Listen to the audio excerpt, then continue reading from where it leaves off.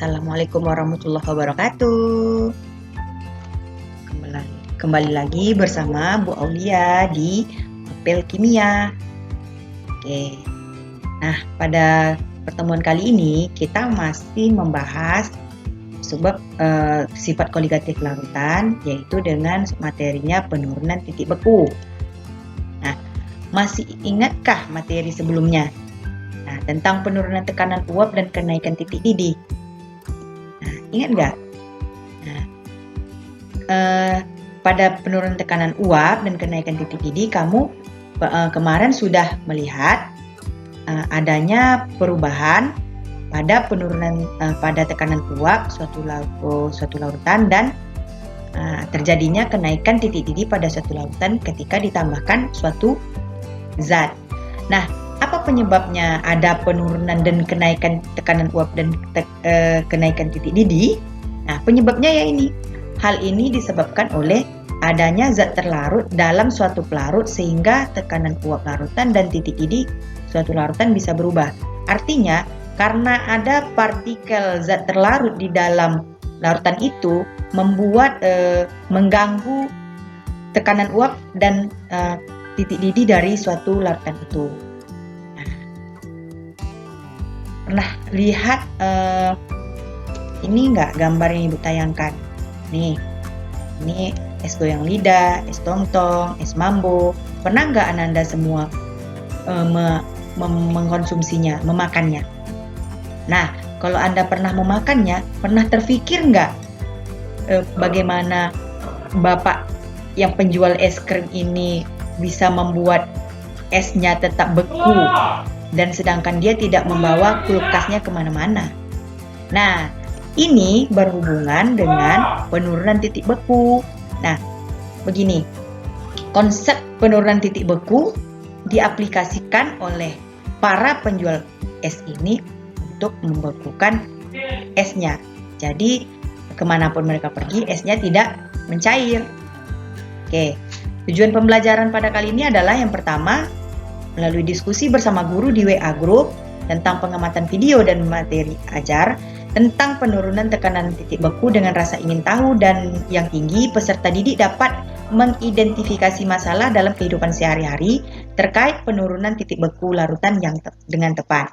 Nah, yang kedua, melalui kegiatan penugasan dan diskusi kelompok secara kolaboratif, peserta didik dapat merancang prosedur cara pembuatan es krim terkait kegunaan prinsip penurunan titik beku dalam kehidupan sehari-hari. Nah, pada kesempatan kali ini, pada pertemuan ini, kalian akan disuruh membuat es krim.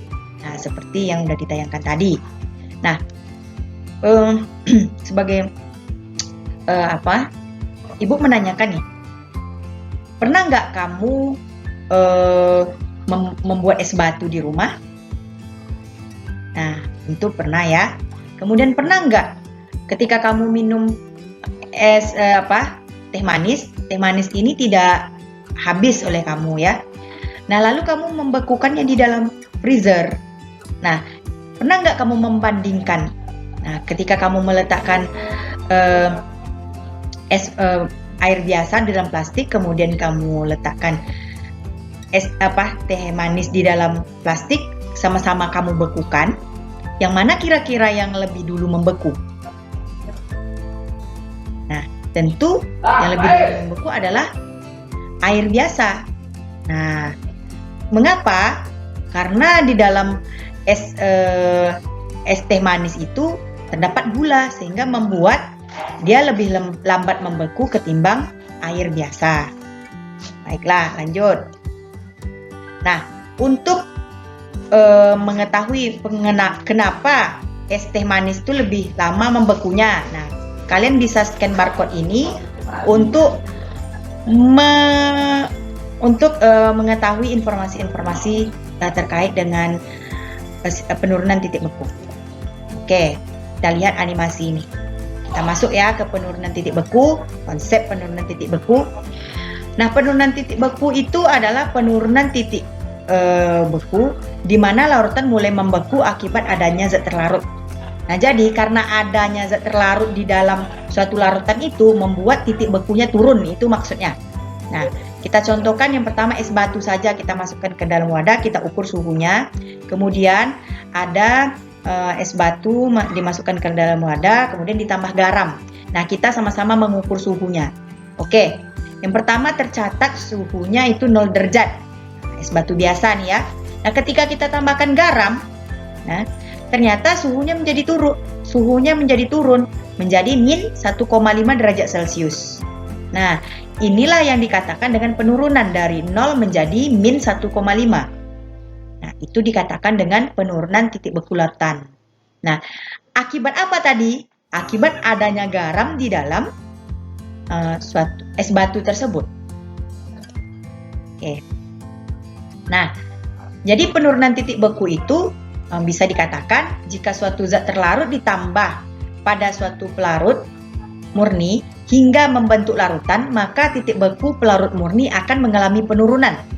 Hal ini terjadi karena molekul-molekul pelarut susah berubah menjadi fase cair karena partikel terlarut menghalangi pergerakan partikel pelarut.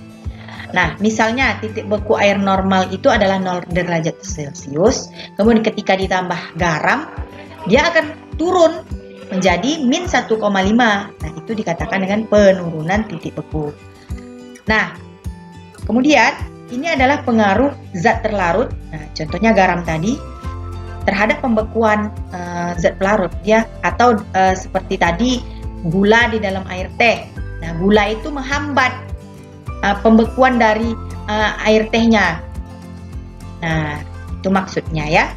Nah, semua ada termasuk pertama tadi aplikasi penurunan titik beku larutan itu bisa kita lihat pada tadi ada pembuatan es mambo, es goyang lidah, es puter. Nah, itu semua adalah aplikasi dari konsep penurunan titik beku larutan. Mereka seperti membuat es krim ini atau pembuatan es goyang lidah ini, mereka ini ada nampak ya gerobaknya. Di dalam itu mereka menyimpan es batu yang ditambahkan dengan garam. Nah, apa fungsinya? Kamu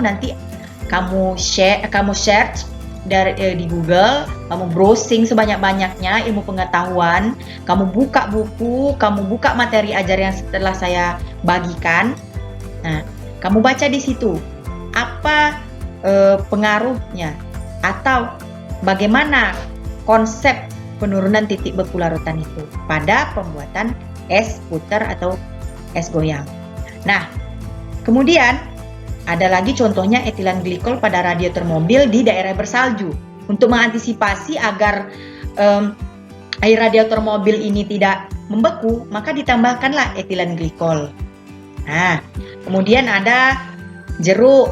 Nah, air yang disemprotkan pada buah jeruk melepaskan panas fusinya karena membeku menjadi lapisan es yang bertindak sebagai thermal isolator. Dan yang terakhir itu deiser pesawat.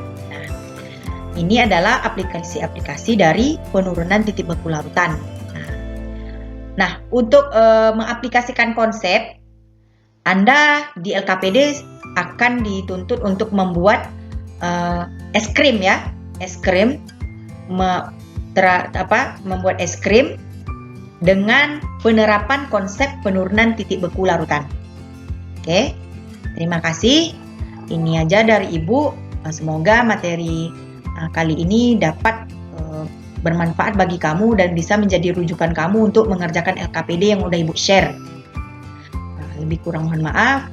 Assalamualaikum warahmatullahi wabarakatuh.